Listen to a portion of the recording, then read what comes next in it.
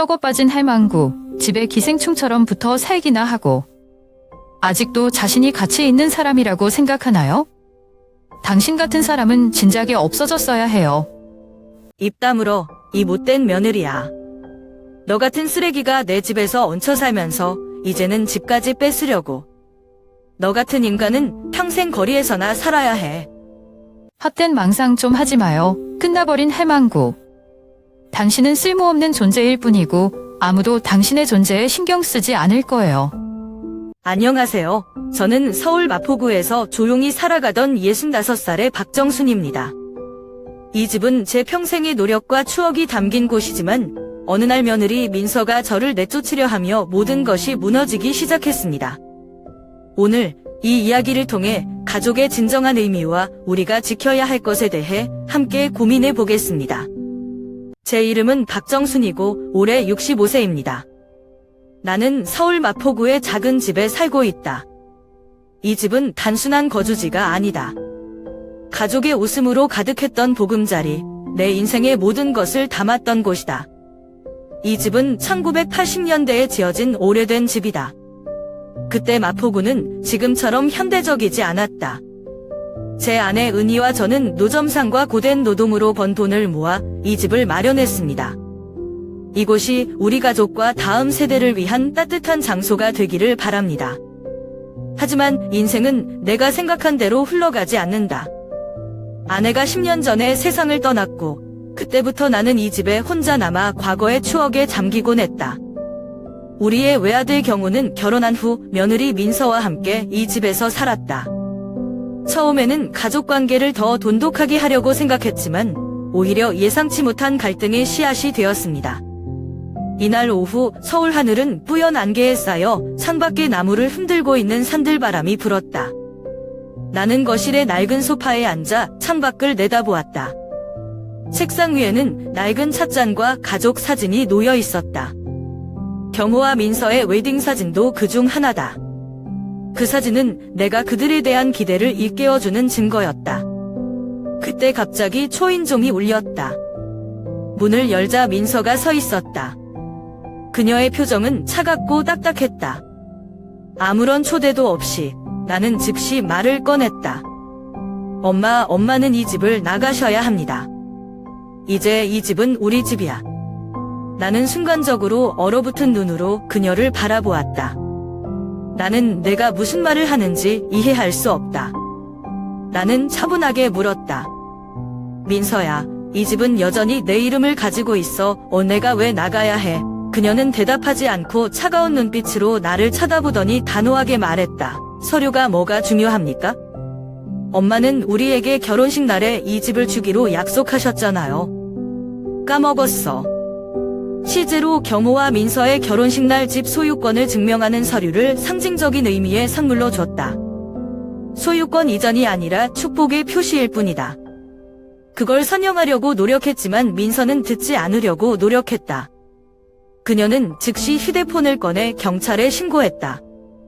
나는 거기에 멍하니 서 있었다.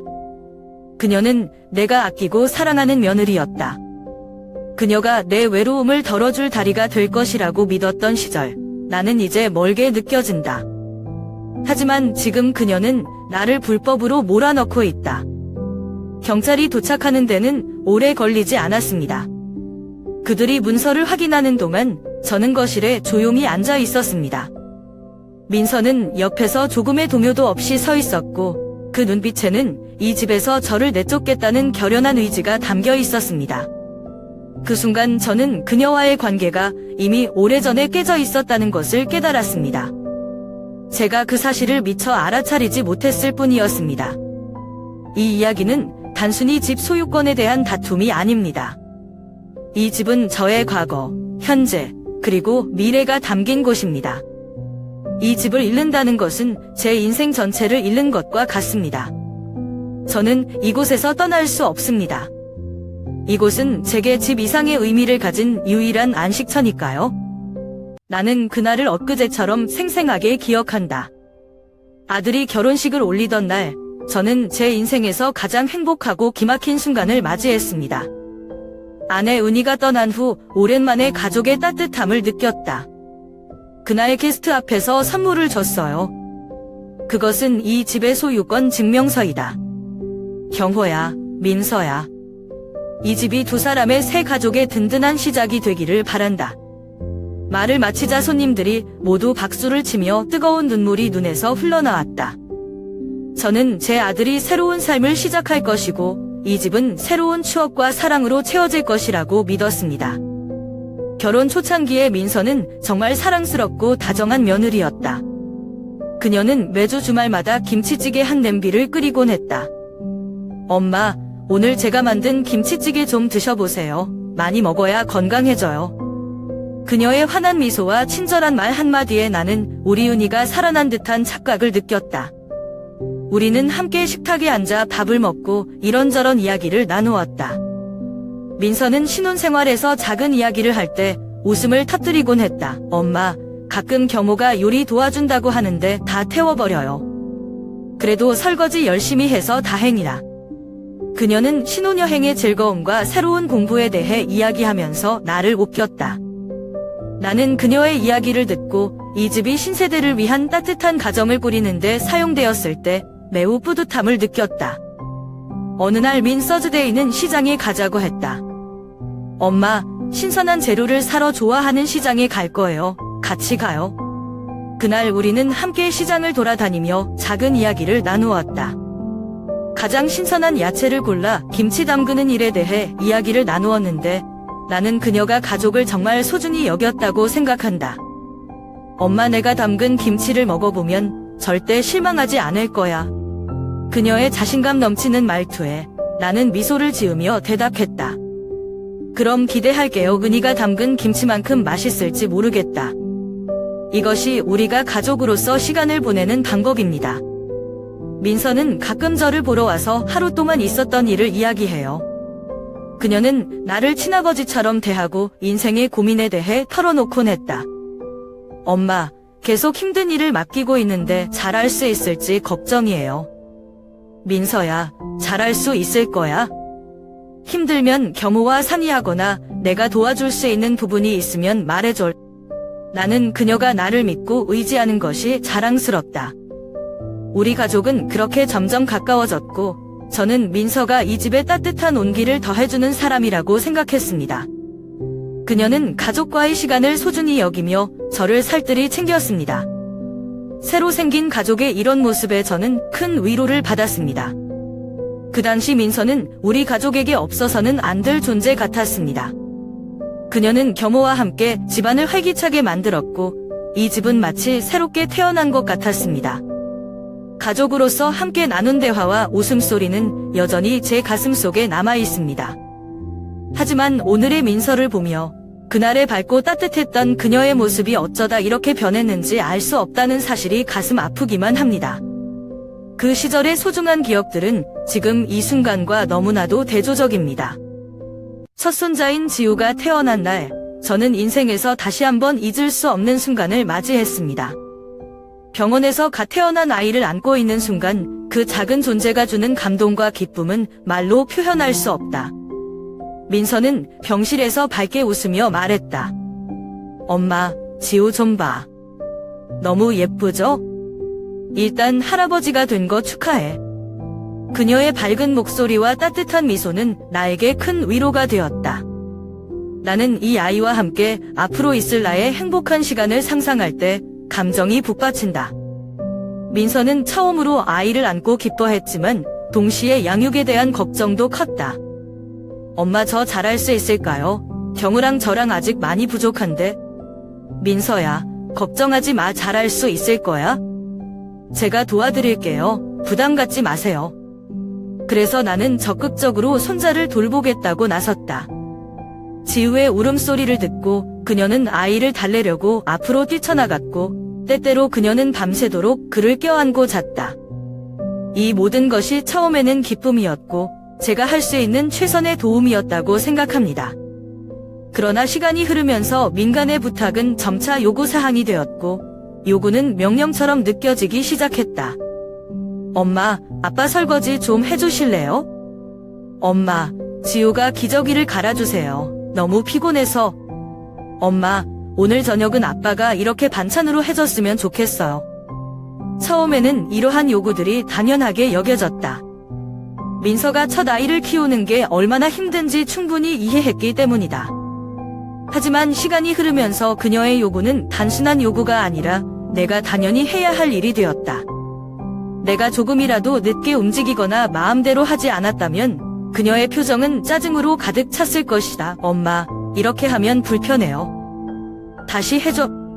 엄마, 왜 엄마 내 말 못 들었어? 그녀의 언행이 점점 나에게 무겁게 느껴졌다. 내가 뭔가 잘못하면 그녀의 한숨과 불만이 내 등을 짓누른다. 가족을 위해 애쓰고 있지만 고맙다는 말 대신 짜증 섞인 반응을 들으면 섭섭한 마음이 들곤 한다. 어느 날 용기를 내어 민서에게 말을 걸려고 애썼다. 민서야, 너도 힘들겠지만 가끔 쉬고 싶어. 우리 서로 더 잘 챙겨주자. 하지만 그녀는 내 말을 대수롭지 않게 넘겼다. 엄마, 나 경우랑 다 얘기했어. 조금만 더 도와주세요. 있으니까 덤마가 여기 계셔서 얼마나 다행인지. 그녀의 말은 겉으로는 감사의 표시이지만 속으로는 나에게 더 많은 노력을 요구하는 것 같은 느낌이 든다. 결국 나는 경호원에게 도움을 청했다. 경호야, 민서가 힘든 건 알지만 나도 좀 쉬고 싶어. 민서에게 이 말을 해주면 좋겠다. 그러나 경비원의 대답은 항상 똑같다. 민서가 얼마나 고생하는지 알잖아. 조금만 참으면 돼요. 가정의 평화를 위하여. 그의 말은 결국 저를 더욱 침묵하게 만들었습니다. 저는 그들의 가정을 흔들고 싶지 않았습니다. 그러니 불만이 생겨도 그저 묵묵히 참고 넘어가기로 했습니다. 하지만 속으로는 지쳐가고 있었습니다. 거실에 혼자 앉아있을 때면 과거 민서와 함께 웃고 이야기하던 시간들이 떠오르며 마음이 더욱 무거워졌습니다. 그녀의 달라진 태도는 저를 고립된 느낌으로 몰아넣었고 손자를 돌보는 기쁨조차 의무처럼 느껴지게 만들었습니다. 어쩌다가 이렇게 되었을까? 한때 밝고 다정했던 며느리와의 관계가 이제는 벽처럼 느껴질 정도로 멀어졌습니다. 저는 침묵 속에서 그저 하루하루를 견뎌야 했습니다. 민서가 경찰에 전화를 건 지 약 15분 후 경찰차 한 대가 집 앞에 도착했다. 거실 창문에서 파란 불빛이 번쩍였고 나는 속으로 한숨을 쉬었다. 이런 상황이 이렇게까지 번질 줄은 상상도 못했다. 현관문이 열리자 2명의 경찰관이 집 안으로 들어왔다. 민서는 담담한 표정으로 경찰에게 다가가 상황을 설명하기 시작했다. 저희 부부는 이 집의 진정한 주인이고 어머니는 고집을 부리며 집을 나가기를 거부합니다. 이것은 명백한 불법 점유입니다. 그녀의 목소리는 조용했지만 나는 그 안에서 단호함을 느꼈다. 순간 나는 당황했지만 진정하고 집 소유 서류를 경찰에게 건네주었다. 이 집은 내 소유이다. 이것은 소유권 증명서입니다. 법적으로 나는 이 집의 주인이다. 경찰은 나의 서류를 받아 꼼꼼히 살폈다. 얼마 후 그들은 나를 보고 고개를 끄덕였다. 자료에 따르면 이 집의 법적 소유자는 박정순 여사이다. 그 말이 끝나자 민서는 딱딱해졌다. 그녀는 화를 감추지 않고 경찰에 반박했다. 하지만 이 집은 엄마가 결혼식 날에 주신다고 하셨습니다. 이것은 단순한 법적 문제가 아닙니다. 민서의 말을 들은 경찰은 냉담한 태도로 대답했다. 민서 씨, 당신이 말한 것은 구두 약속에 해당할 수 있지만 법적 소유권은 여전히 박정순 여사에게 있습니다. 이 문제는 가족 간의 법적 조율을 통해 해결되어야 한다. 현재 상황에서 박정순 씨가 이 집에 거주하는 것은 합법입니다. 그 말을 듣고 민서는 한숨을 쉬며 뒤로 물러섰다. 경찰은 상황을 해결하고 더 이상의 처리를 시민에게 요구하지 않았다. 이 상황에서 우리가 할 수 있는 것은 아무것도 없다. 양측은 대화를 통해 문제를 해결하는 것이 가장 좋다. 경찰이 떠나기 전에 민서는 말없이 거실을 가로질러 갔다. 그녀는 문을 닫기 전에 나를 한번 돌아보았다. 그 눈빛은 분노와 실망이 뒤섞인 감정을 담고 있었다. 나는 그 눈빛을 보았을 때 냉기가 가라앉지 않았다. 문이 닫히고 집은 조용해졌다. 경찰이 떠난 후 나는 거실 소파에 쪼그리고 앉아 멍하니 창밖을 내다보았다. 나는 여러 가지 생각으로 머리가 혼란스러웠다. 이 상황이 어떻게 여기에 오게 되었나요? 가족의 사랑과 웃음이 가득했던 이 집은 이제 분쟁과 갈등에 초점이 되었다. 나는 민서와의 관계를 다시 생각해 보았다. 지금 그녀의 냉담한 태도와 처음 이 집에 왔을 때의 따뜻한 모습은 아주 대조적이다. 시간이 지날수록 그녀는 나를 점점 더 짐으로 여기는 것 같다.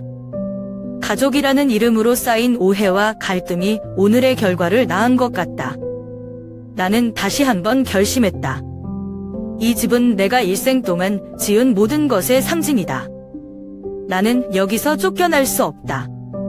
하지만 이 문제를 해결하기 위해 저는 여전히 어떤 선택권도 찾을 수 없었습니다.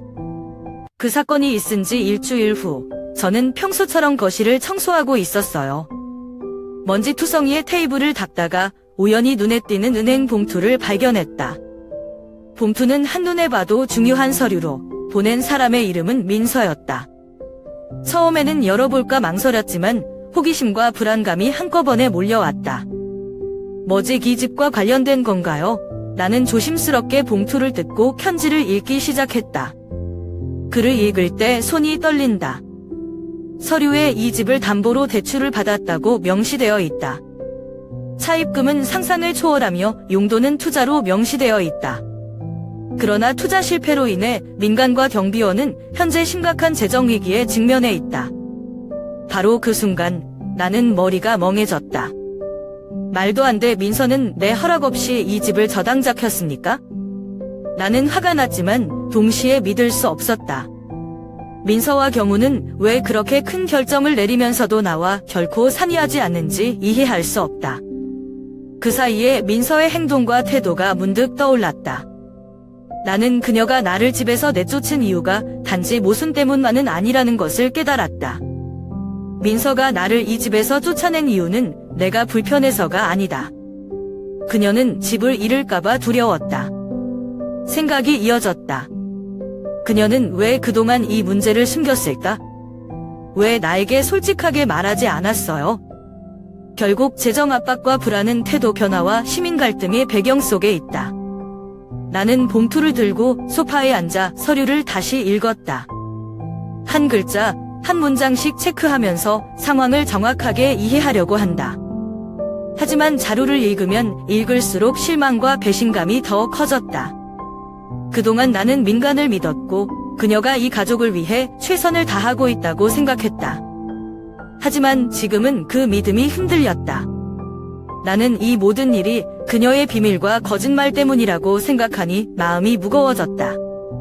며칠 후, 저는 시민들과 대화를 해보기로 결정했습니다. 나는 그녀에게 이 사실을 직접 묻고 싶다. 어느 날 저녁 민서가 거실에 앉아있을 때 나는 서류를 들고 그녀에게 다가갔다. 민서야, 이게 뭐야?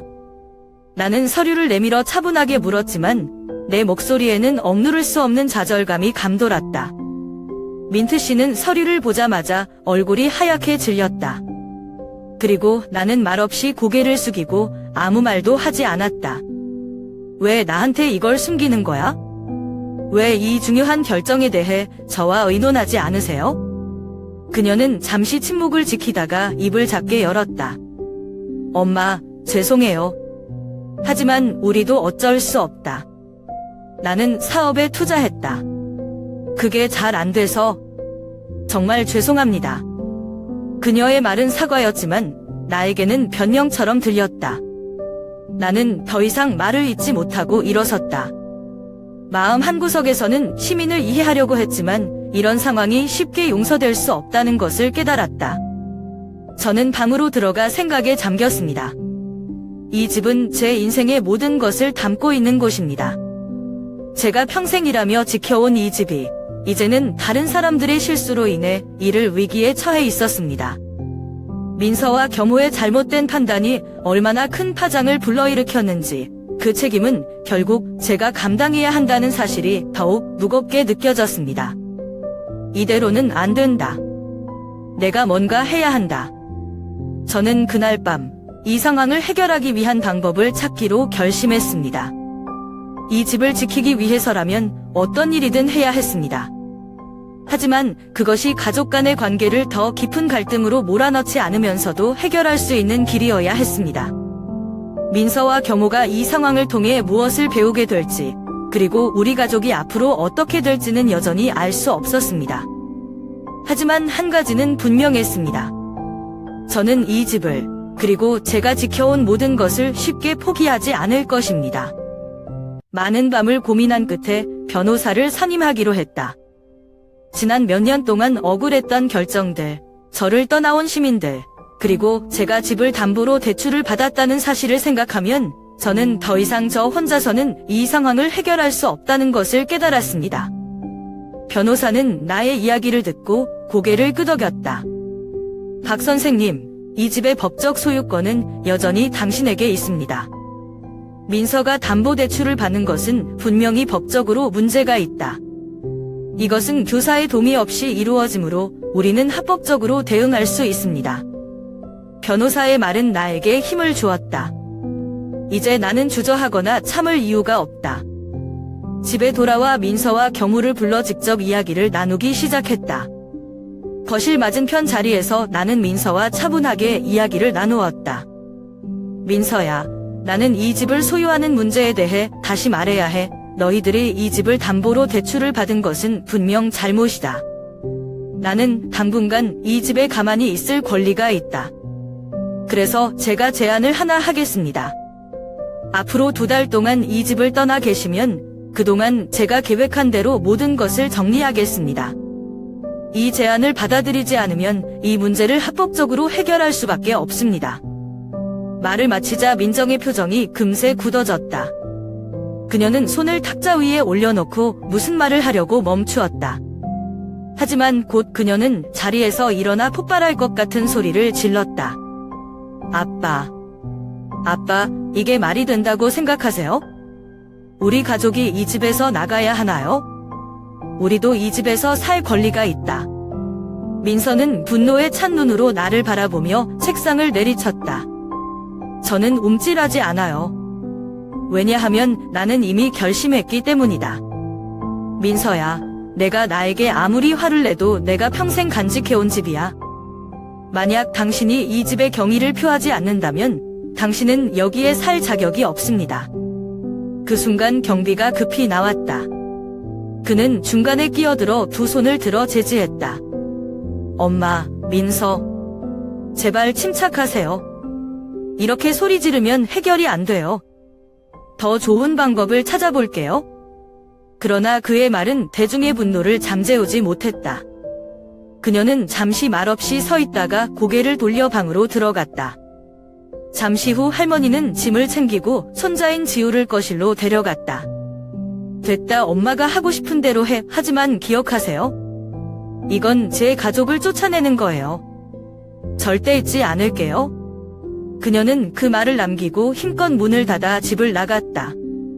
민서가 떠난 후에도 경우는 거실에 한참 서 있었다. 그는 무거운 표정으로 나를 바라보며 천천히 고개를 숙였다. 엄마, 죄송해요. 제가 이걸 빨리 해결할 수가 없어요. 민서의 행동도 내 책임이다. 엄마와 함께 누군가가 되지 않는 방법을 반드시 찾을 것입니다. 저는 그를 바라보며 한숨을 내쉬었습니다. 그가 미안해하는 모습을 보니 마음 한편이 아프기도 했습니다. 하지만 이번 일만큼은 단호할 수밖에 없었습니다. 경호야, 너도 알겠지만 이 집은 단순한 건물이 아니라 내 모든 삶이 담긴 곳이다.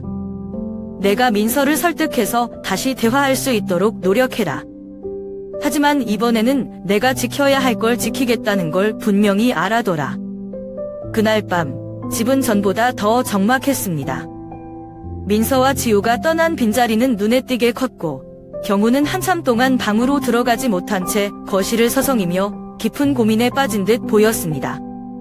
저는 마음이 복잡했지만 동시에 스스로를 다독이며 이 상황을 더 이상 미뤄두지 않겠다고 다짐했습니다. 저는 가족을 사랑하지만 이제는 이 집을 지키는 일이 가장 중요하다는 것을 깨달았습니다. 가족이라는 이름 아래 참아왔던 날들은 이제 끝이 났습니다. 민서와 지우가 떠난 뒤 집은 한결 조용해졌습니다. 경우도 며칠 후 짐을 챙겨 잠시 친구 집에서 머물겠다고 했습니다. 그는 민서와 함께 상황을 정리하고 그들이 앞으로 어떻게 살아갈지 계획을 세우겠다고 말했습니다. 저는 그를 배웅하며 짧게 한마디만 했습니다. 경호야, 잘 생각해라. 가족은 돈보다 소중한 것이고 서로를 존중하지 않으면 결국 무너지는 거야. 그가 떠난 뒤 저는 다시 혼자가 되었습니다. 거실에 앉아 집 안을 둘러보니 너무나도 조용했습니다. 민서와 지우가 떠나기 전에 어수선했던 풍경은 사라졌지만 그 빈자리가 저를 더욱 쓸쓸하게 만들었습니다. 벽에 걸린 가족 사진들이 눈에 들어왔습니다. 결혼식 날 웃으며 손을 잡은 경호와 민서의 모습이 그대로 남아 있었습니다. 한숨을 내쉬며 소파에 기대어 생각에 잠겼습니다. 이 집은 제게 단순한 벽돌과 지붕의 조합이 아닙니다. 이곳은 제가 평생 동안 일구어낸 모든 노력과 희생이 담긴 곳입니다. 제 아내 은희와 함께 쌓아온 추억, 그리고 제 삶의 의미가 깃든 곳이었습니다. 하지만 동시에 저는 깨달았습니다. 가족이란 단순히 피를 나눈 것으로 이루어지지 않습니다.